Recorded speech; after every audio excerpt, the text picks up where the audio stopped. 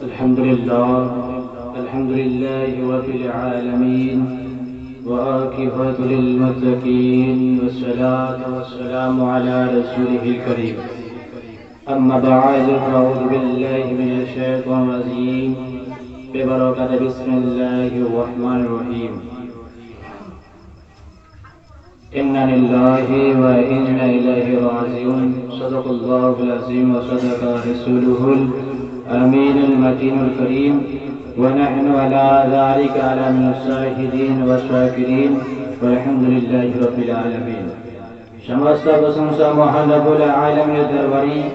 জিনার প্রশংসা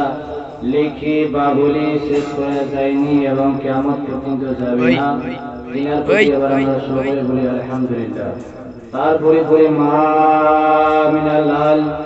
মুরদুল আল সানাবি মুহাম্মদ সাল্লাল্লাহু আলাইহি ওয়াসাল্লাম যে নবী দুনিয়ার মধ্যে না আসলে খানা পিনা কিছু হতো না সেই নবীর প্রতি এবার আমরা সকলে দরুদ নাযিল পেশ করি আল্লাহুম্মা সাল্লি আলা মাওলানা মুহাম্মদ ওয়া আলা আলি সাইয়্যিদিনা মাওলানা মুহাম্মদ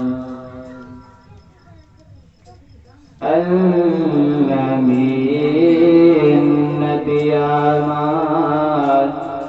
মুক্তির দাতা সবার খোদা জারি বন্ধু করি দিলাজি উপহার আল-আমিন নবী আমার মুক্তির দাতা সবার খোদা জারি বন্ধু করি দিলাজি উপহার আল-আমিন নবী আমার দেখো জগৎবাসী দেখো দেখো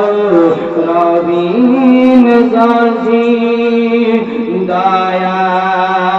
মায়ার সাগর এলো সবার মুখে ফোটাই হাসি আল-আমিন নবী আমার মুক্তির দাতা সবার খোদা জারি বন্ধু করি দিলাজি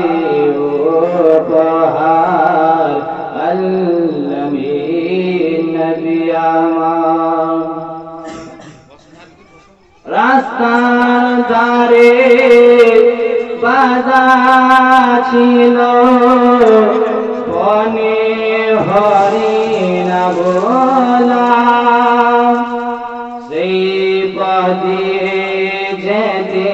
যেতেছিলেন মোর দয়ার রাসূল করিম দেখে বলে লাগো আমাকে ছেড়ে বাঁচার আমার আছে গো তারা নারী আল-আমিন নবী আমার মুক্তির দাতা সবার খোদা জারি বন্ধু করে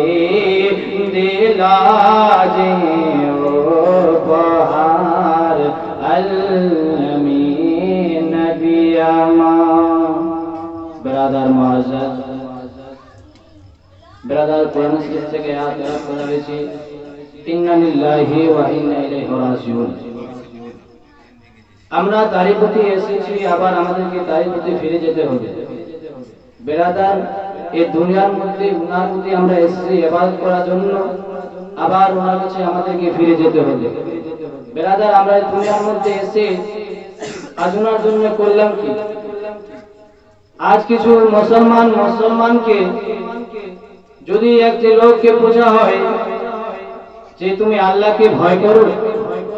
বলছে হ্যাঁ আল্লাহকে ভয় করো,